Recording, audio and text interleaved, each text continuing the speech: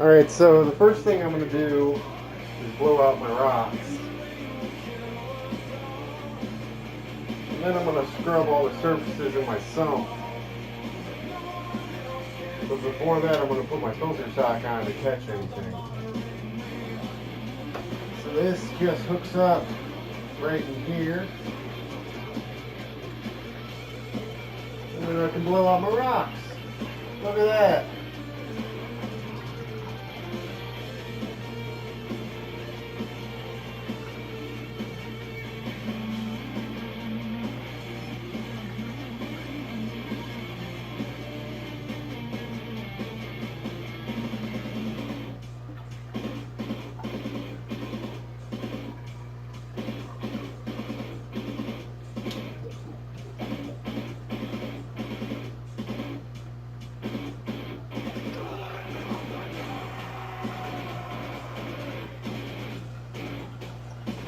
Now, if you have a bare bottom tank,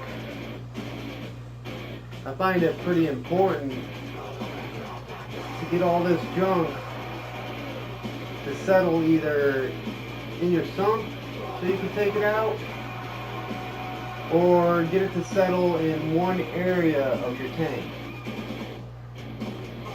I've got some pretty high flow in here. I think I got like 150 times my display volume.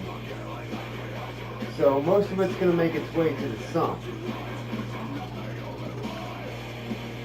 If you got too low a flow, then chances are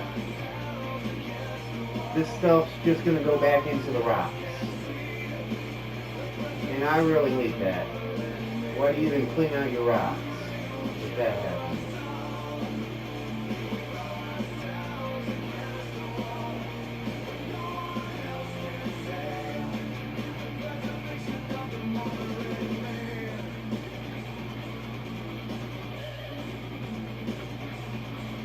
I don't know if you guys can see, but every once in a while I'll hit a pocket where air comes out, or I get some bubbles. Now, I haven't seen this tank send any air through the return to where that would happen. So I'm kind of taking that as a sign as denitrification going on. And I'm blowing out the nitrogen bubbles out of the rock. I don't know if that's what's actually happening, but I only change about a gallon or two of water every 2 weeks on this 40-gallon system. And I have undetectable nitrates by an API test kit. So I'm going to be an optimistic and think the bacteria are doing their job inside the rock.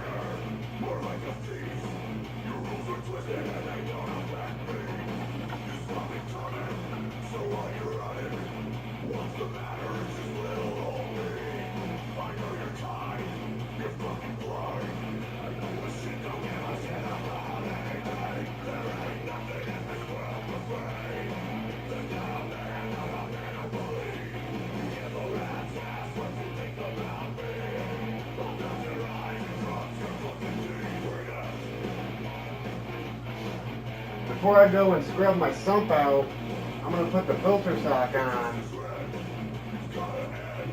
And these filter socks, I got the material from Walmart.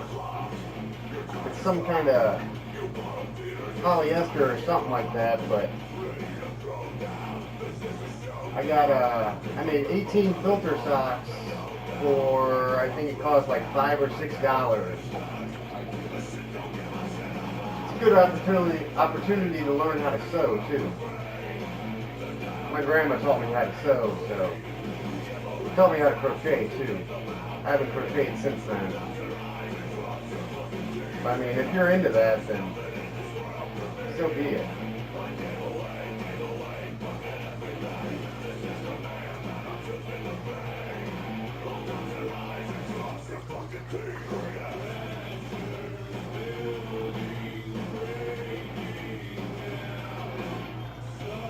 I think doing this really gives you a chance to look at your tank and see what's in there. You might spot a pest or something, some Aptasia. Might want to take that rock out and burn it with fire or something. Yesterday I found a little family of Aptasia in my 55 gallon tank. I just took the rock out and poured boiling hot water over it.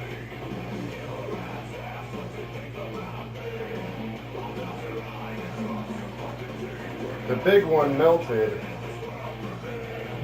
I didn't see any remnants of the small ones, but we'll see over the next couple of weeks if they come back or not. I've used boiling hot water on them before and that works, so. So now I'm going to put my little filter sock on.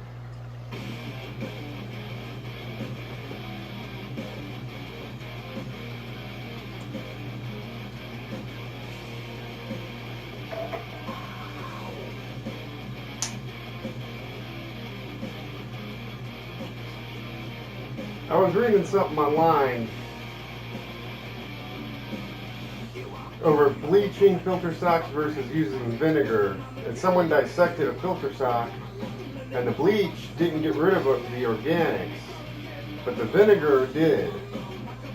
So I mean, I've been bleaching my filter socks. I don't use them all the time except for doing this stuff now, but I might try soaking them in the vinegar and then washing them instead of using bleach. Just thought you guys would like to know that. Alright, so to the sump. As you can see, there's quite a bit in there. This is after only 1 week. 1 week worth of buildup. And I only got one fish in there. And I don't feed that much. So I mean, that's what's going into your sand bed and into your rock if you're not cleaning those. So let's get started on this.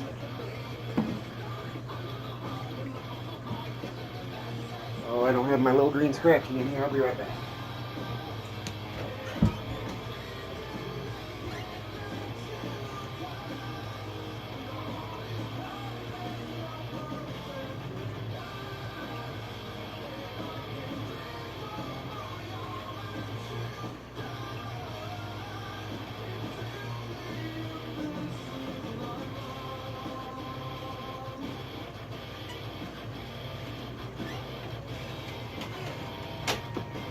Okay, so I'm just gonna scrub all the surfaces in my sump, get the biofilm out,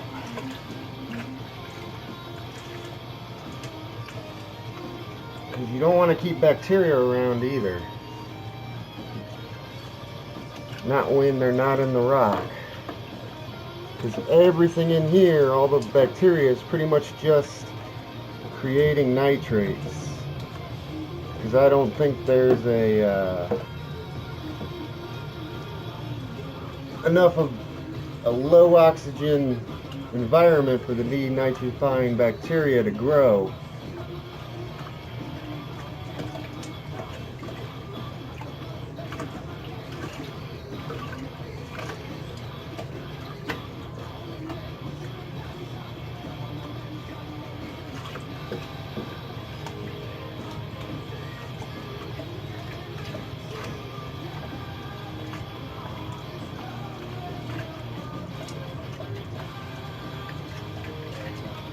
You also want to remember to shut off your heaters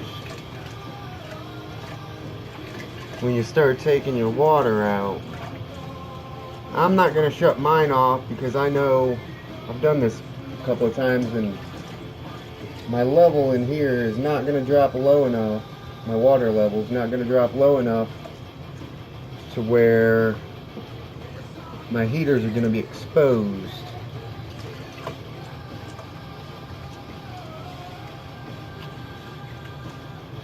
I got this in here because acrylic does not bond to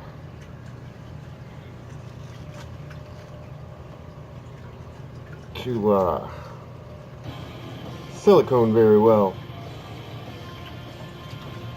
So my baffle kind of broke a long time ago, like 3 days after I put it in.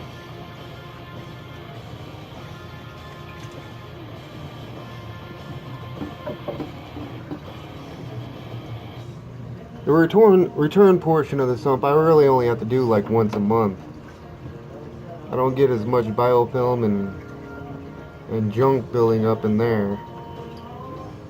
I don't know if you can see it, but I got this little divider here between the waterfall here and my return pump.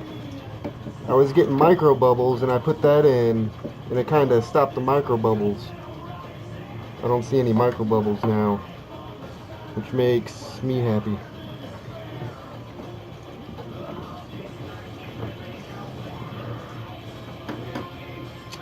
Alright, so